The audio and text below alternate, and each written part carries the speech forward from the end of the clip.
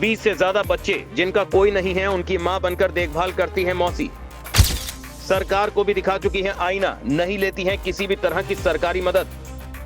बेसहारा बच्चों की देखभाल करती हैं, नहलाना, खाना खिलाना, कपड़े भी साफ करती हैं।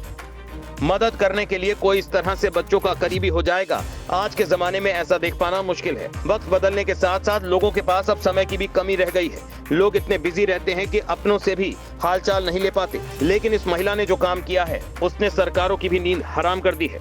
सरकारों को भी खुली आंखों से देखना चाहिए कि इस महिला ने कैसे अपनी जिंदगी को बच्चों के प्रति न्यौछावर कर दिया।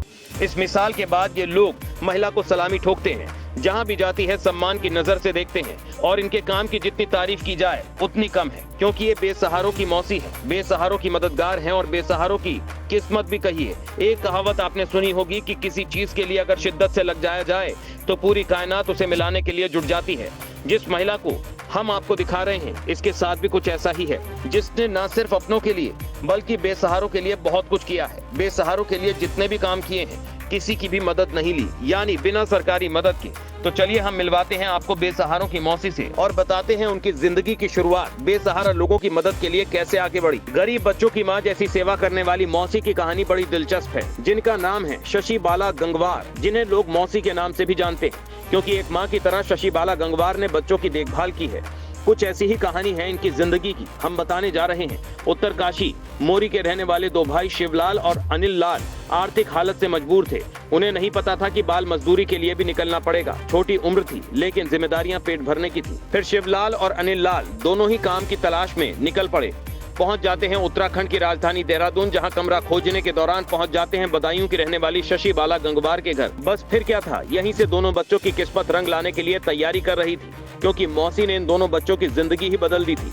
किस्मत से शशि बाला गंगवार से मिले। शशि बाला का जीवन पहले से ही ऐसे गरीब बच्चों के लिए समर्पित था जो पढ़ना चाहते हैं। इस तरह से शिव और अनिल को मौसी के घर केवल रहने की जगह ही नहीं मिली, बल्कि मौसी ने उनकी पूरी जिम्मेदारी ही उठा ली। साल 2015 का ये वाकया तब का है, जब शिव और अनिल कक्षा 8 के बाद दर दर की ठोकरें खा रहे थे और आज शिव ने अपनी BSc की पढ़ाई पूरी कर ली है। अनिल ने अपनी BA की पढ़ाई पूरी कर छोटा मोटा काम धंधा भी शुरू कर दिया है। लेकिन बात यहीं पर खत्म नहीं होती।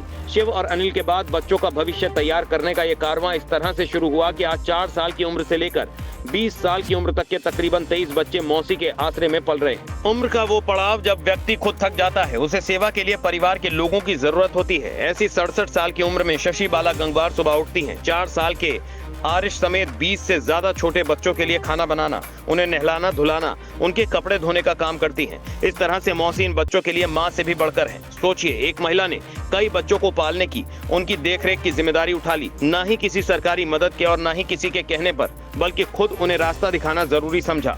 आखिर क्यों? इसका जवाब शशि बाला ने खुद दिया है। वो बताती हैं शशि बाला का क्या कहना है। शशि बाला गंगवार पेशे से अध्यापिका रही हैं। इन्होंने गरीब परिवार में जन्म लेकर मुश्किल दौर को देखा, शिक्षा की कीमत को समझा। शशि बाला के पति की मृत्यु हो चुकी है। उनके पति उत्तर प्रदेश के सिंचाई विभाग में एक वरिष्ठ अधिकारी के पद पर तैनात थे। पति की मृत्यु के बाद आश्रित के रूप में शशि बाला को सिंचाई विभाग में क्लर्क के पद पर नियुक्ति मिली। काम के दौरान उन्होंने अपना शिक्षा देने का काम भी जारी रखा। शशि बाला के रिटायरमेंट के बाद उनकी बेटी और दामाद देहरादून शिफ्ट हुए तो शशि बाला भी देहरादून शिफ्ट हो गयी। उन्होंने अपनी सेविंग से देहरादून में एक घर लिया, तब से बेसहारों की मदद करती आ रही हैं।